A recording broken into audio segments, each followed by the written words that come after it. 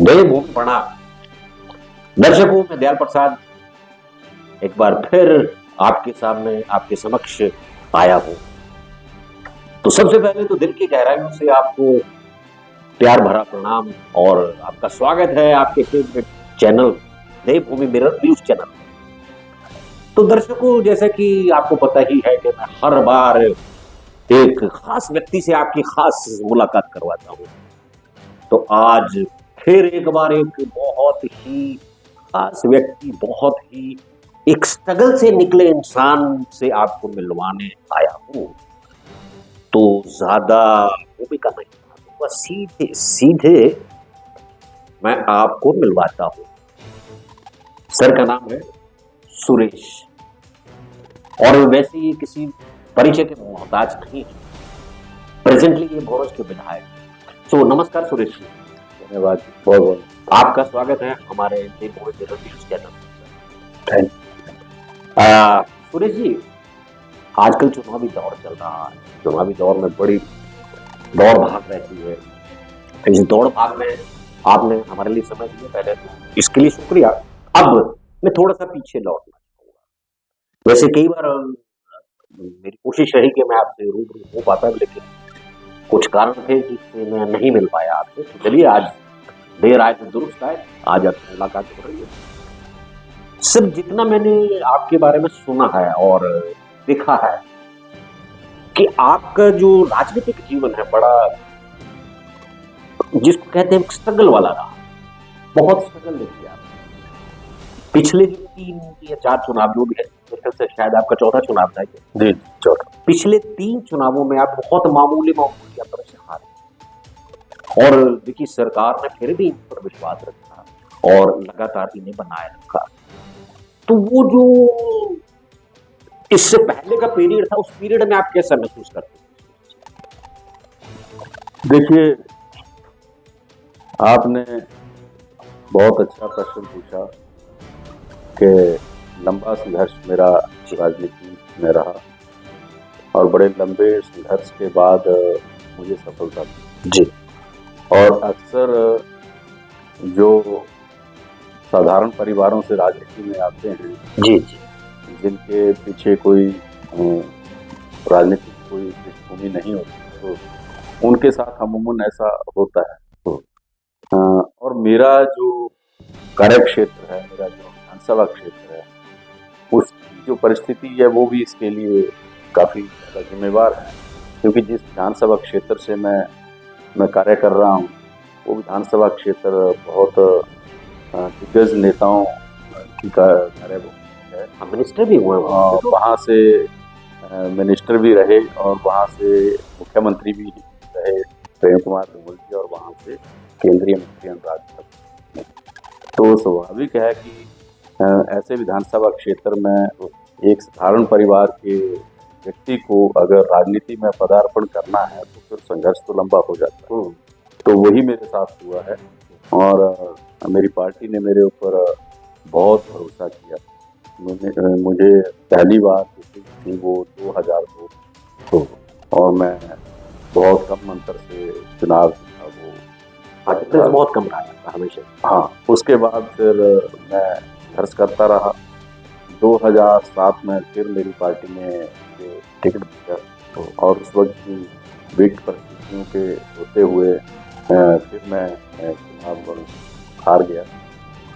फिर मैं संघर्ष करता रहा और 2017 में फिर मुझे पार्टी ने टिकट दिया, लेकिन 2017 में भी दुर्भाग्यपूर्ण बहुत कम अंतर से चुनाव हारा। उसके बाद 2022 में दोबारा प्रयास किया और पार्टी ने दोबारा मुझे 2022 की बात हम, सॉरी मैं आपको काट रहा हूँ, इसमें बात में करते हैं।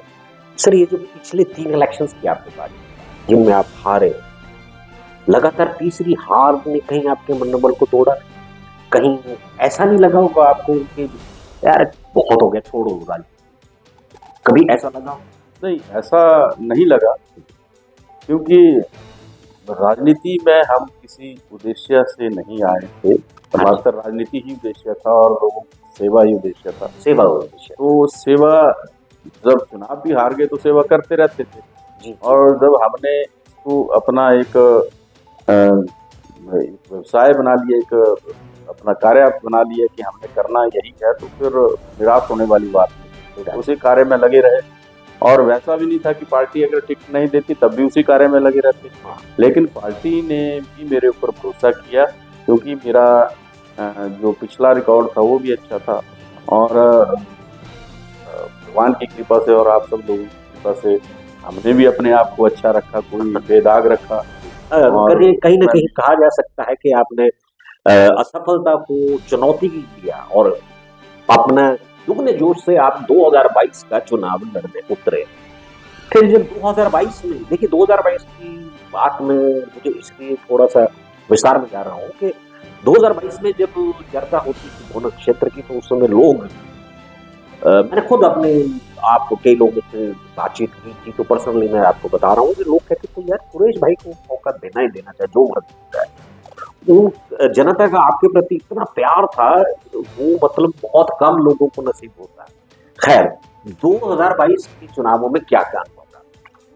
देखिए, जहाँ तक हर चुनाव में मेरा जो रिकॉर्ड था मतों का, उसमें मुझे हर चुनाव में 21,000 प्लस मत मिले। जी, हर चुनाव में। तो उससे ये साबित हो गया कि लोगों का विश्वास मेरे में है जी, और भोरंज क्षेत्र की जनता मुझे चाहती है, तो ये बात स्पष्ट है।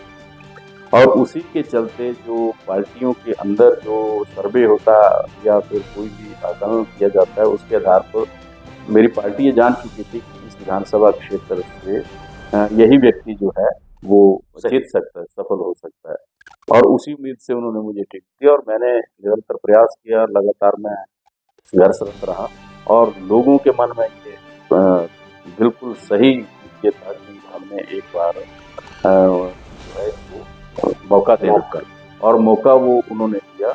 लोग मेरा नेतृत्व देखना चाहते थे, और उसी के चलते फिर लोगों ने सारी जितने भी ऑब्स्टेकल थी, जितनी भी बाधाएं थी, उनको दूर करते हुए फिर लोगों ने मुझे समर्थन दिया। क्योंकि उस विधानसभा क्षेत्र में एक बाधा नहीं थी, बहुत सारी बाधाएं थी। ये तो मैंने बताया कि वो बीजेपी का बिल्कुल गढ़ रहा, और वहाँ से मुख्यमंत्री रहा हो, वहाँ केंद्रीय मंत्री हो, वहाँ शिक्षा मंत्री हो, वो निश्चित तौर पे भाजपा का तो गढ़ था ही। लेकिन जो हमारी पार्टी के जो अंदरूनी कई जो पार्ट्स थे, वो भी जो थे वो अनुकूल नहीं थे, तो उनको भी तोड़ना था, और उनको भी पार करते हुए फिर भारतीय जनता पार्टी के साथ लड़ना था। तो ये सारे जो मापदंड थे तय करते हुए भोरंज क्षेत्र की जनता ने मेरा साथ दिया, और हर जो वादा थी उसको तोड़ते हुए फिर लोगों ने मुझे विजय की। अच्छा सुरेश भाई, जब 2022 में इलेक्शन में आप जीते, और उस समय जहाँ तक मेरे को याद आ रहा है, उस समय बड़ा सस्पेंस सा बना था। कभी कोई बोल रहा था 50 वोट से आगे है, कोई कहता 60 वोट से, ऐसा जैसा चल रहा था। उस समय आपकी मनस्थिति क्या थी, और एकदम जैसे जीत डिक्लेयर हो जाती है, उस समय के संक्षिप्त में आप अपने जो दिन के भाव थे वो बता। देखिए, ये जो टीवी पे आ रहा था कि ये हार रहे हैं, 18 वोट से हार गए, 8 वोट से हार गए, ये ऐसा चल रहा था आगे, ऐसा नहीं था। जो मीडिया में आ रहा था वैसा नहीं था। मैं स्वयं अंदर था, तो निरंतर हम आगे थे। अच्छा, वो र्यूमर्स थे, लेकिन लीड जो थी वो कम हो रही थी, और लास्ट तक जो था वो लीड 60 वोट की रह गई। अच्छा, लेकिन कम कभी नहीं हुआ, कम कर। तो ये लेकिन 60 नहीं, लेकिन 60 वोट का जो गैप था वो रह गया। तो देखिए 60 वोट, मात्र 60 वोटों से जीतना एक आपको बहुत बड़ी खुशी देती है। बिल्कुल, खुशी तो होती है।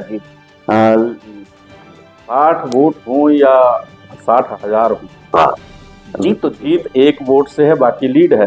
बिल्कुल बिल्कुल, बाकी तो लीड है।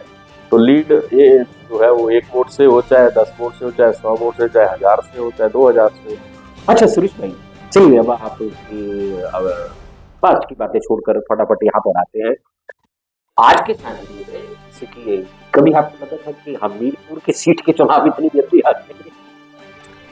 देखिए, ये चुनाव जो था वो वाकई हमने भी नहीं सोचा था कि ऐसा हो जाएगा, क्योंकि एक बहुमत की सरकार प्रदेश में चल रही थी, और मुख्यमंत्री जी हमीरपुर जिला से बने। लेकिन अचानक ऐसी परिस्थितियां बनी जो हमने भी नहीं सोची थी, प्रदेश की जनता ने नहीं सोची थी, किसी ने नहीं सोची थी, और वो ऐसी घटना घटित हुई।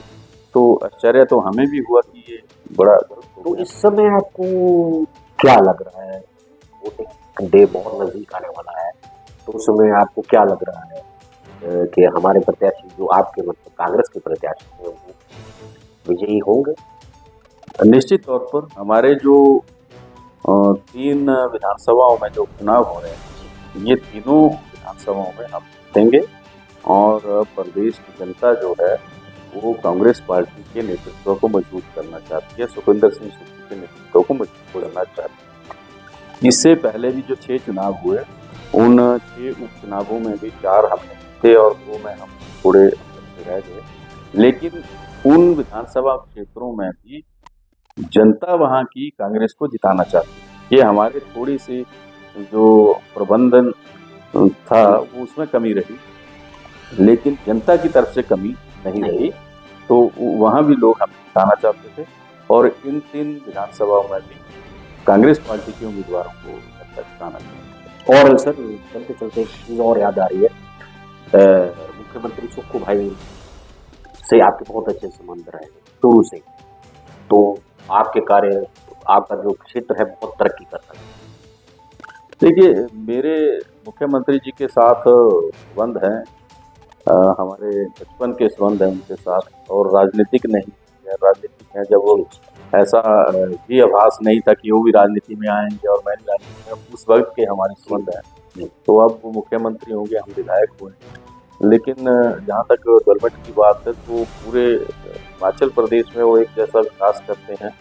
और हमीरपुर जिला की जहाँ तक बात है, हमीरपुर में से हैं तो इसलिए हमीरपुर को भी तवज्जो उसमें मिलती है। मेरे विधानसभा क्षेत्र की जहाँ तक बात है, ये पिछले 35 वर्षों से पिछड़ा था और पिछले 35 वर्षों से भारतीय जनता पार्टी के विधायक जीतते आ रहे थे। तो इस बार जो विकास के कार्य थे उनको हमने एक चरणबद्ध तरीके से विकास करने का हमने सिलसिला जारी किया, जिसमें हमने नीड बेस्ड डेवलपमेंट जो थी वो की, यानी कि जहाँ जिस चीज़ की ज़रूरत है लोगों को वो कार्य हमने किया। उसमें मुख्यमंत्री जी का सहयोग रहा और मुख्यमंत्री जी ने हमारे कार्यों को सराहा। जो भी प्रोजेक्ट हम लेके जाते हैं वो बिल्कुल फैक्ट और फिगर के साथ लेके जाते हैं और वो उसको अप्रूव करते हैं और वो कार्य फिर धरातल पर हम लाते हैं। ये विकास की एक आ जाते हैं। हाँ, ये इसी तरीके से विकास वहाँ पे लोगों अच्छा को दिख रहा है। सुरेश जी, अंत में एक प्रश्न जो आपसे मैं चाहूंगा, प्रश्न नहीं आपके विचार, हमीरपुर चुनाव के लिए आप जनता से क्या बात करना चाहते हैं? देखिए, हमीरपुर की जनता से मेरा यही एक संदेश रहेगा कि हमीरपुर 100% साक्षर जिला है। यहाँ के लोग जो हैं वो बहुत अनुभवी हैं और लोग जागरूक हैं यहाँ के। इस चुनाव में हमीरपुर की जनता को ये चीज़ जो थी वो देखनी है कि ये चुनाव किस परिस्थिति में हो रहा है, ये चुनाव किन कारणों से हो रहा है और इस चुनाव में जनता क्या करने जा रही है। यानी एक विधायक इस्तीफा देता है विधायक बनने के, एक विधायक इस्तीफा दे रहा है विधायक बनने की। तो इस चीज को हमीरपुर की जनता समझ रही है कि क्या कारण थे विधायक पद को छोड़ने के और क्या कारण है दोबारा से विधायक बनने के। तो सर क्योंकि आपके पास समय बहुत कम है, कभी बहुत लंबी बातचीत के लिए मैं फिर आपसे मिलूंगा। आपने समय निकाला, धन्यवाद। देवभूमि मिरर चैनल की तरफ से धन्यवाद। बहुत बहुत और आप सभी दर्शकों का दिल की गहराइयों से शुक्रिया। देवभूमि प्रणाम। जय हिंद।